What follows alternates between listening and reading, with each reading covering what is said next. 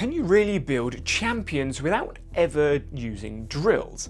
Elite BJJ coach Greg Souders has consistently done exactly that by leveraging this new coaching science. As a sports coach and researcher for over a decade, I've discovered what makes top performers. So in this video, I'll share what this new coaching science is, what Greg is doing in his sessions, and how you can use this to create faster champions. As a black belt in Brazilian Jiu-Jitsu, Greg has loads of experience, but when he started coaching, he realized the sessions weren't working as well as he thought they would. I know when I started coaching trampoline, I did my coaching qualifications and went back to assist with sessions. One girl was nervous about doing a seat landing. I explained how you land on a trampoline. Legs in front of you, knees pointing up to the sky, toes pointed forwards, you can put your hands by your bum and then your fingers pointing forwards.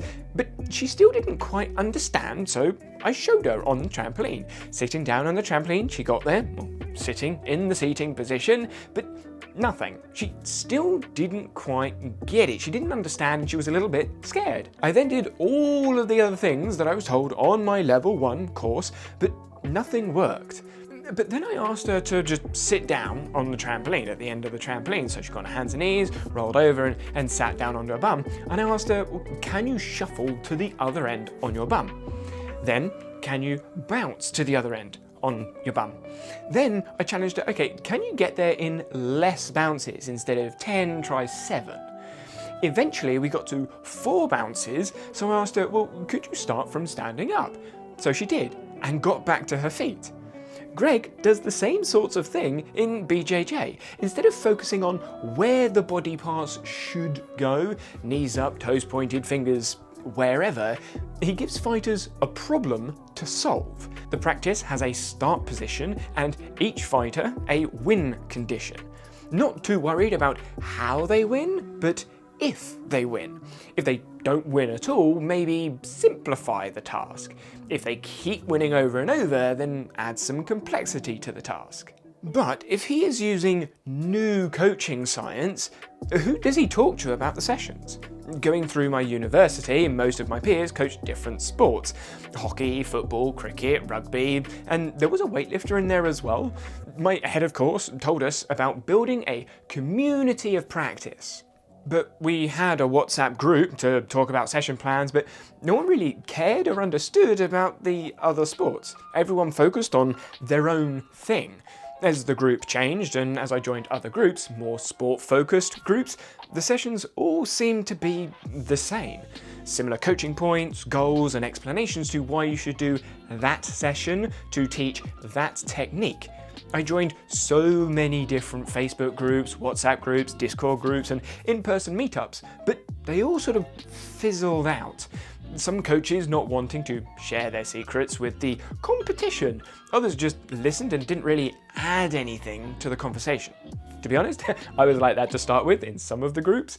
Then some of the groups relied on one leader, but once that leader was gone, that was it. And those with loads of leaders just tend to have lots of arguments.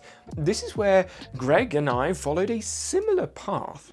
He started reading lots of books and listening to podcasts and learning about developing skills.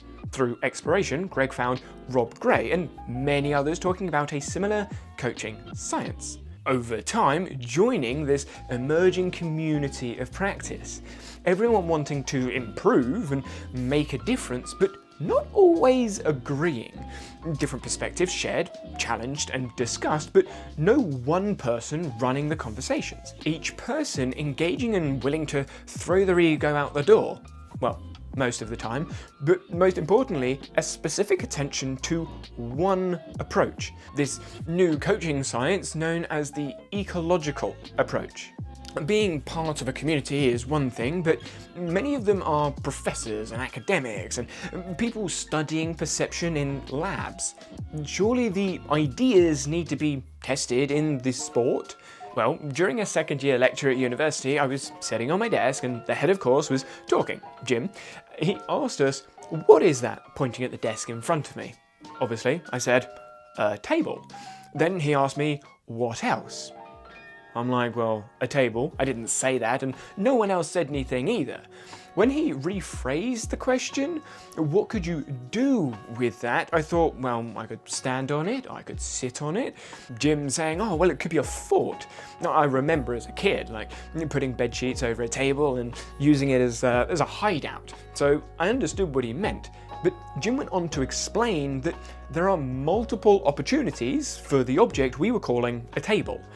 In the ecological approach, these opportunities or invitations are referred to as affordances. We perceive whether, when, or how something might be possible. Bill Warren in 1984 tested this idea of affordances, saying that taller people, correctly, perceive that they can step on taller stairs. Not revolutionary, but when he tested other heights, everyone answered in the same way. Their leg length and step height related to their answer. But not only that, related to how hard they thought it would be. Everyone perceived affordances in the same way. The science of perception and human behaviour not needing sports-specific testing, but studies on movement actions and behaviours. So Greg isn't using BJJ coaching science, he's using science from human behaviour, or actually, more specifically, organism behaviour. But what makes the ecological approach new? The first time I saw Greg coaching, I saw drills. Two people fighting with different goals. Then I watched others train and I saw drills. Two different people fighting with different goals. After a few minutes, Greg's sessions were still going. However, most of the other sessions had a few pauses. Coaches giving instructions, telling answers, and explaining lots of things to remember. Greg's sessions were ongoing but looking different all the time. Although each attacking person had the same goal, the solutions and movements were all very different. The focus on finding different solutions, rather than recreating a given solution. Instead of assuming once an answer was given or worked out, a person, like a robot, would just execute that movement, Greg assumes we work out a unique answer to each problem, with some similarity of course. When I first started coaching, I thought drills were highly constrained activities with a right way to do things. Now, after a decade, drills, practice, sessions, games all mean very similar things to me. Greg is drilling with specific problems to encourage certain solutions. He isn't telling people answers or what to do, rather giving them constrained situations to explore.